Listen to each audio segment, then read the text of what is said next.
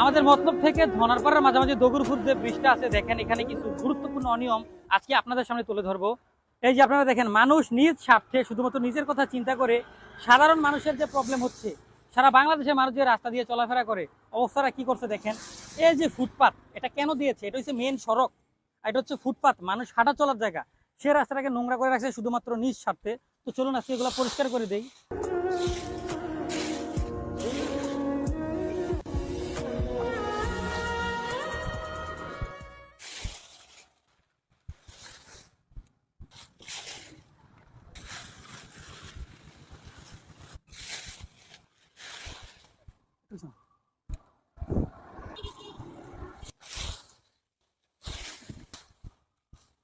এটা আপাতত জরুরি ছিল, মানুষ হাঁটার জন্য, এটা আমি পরিষ্কার করে দিলাম।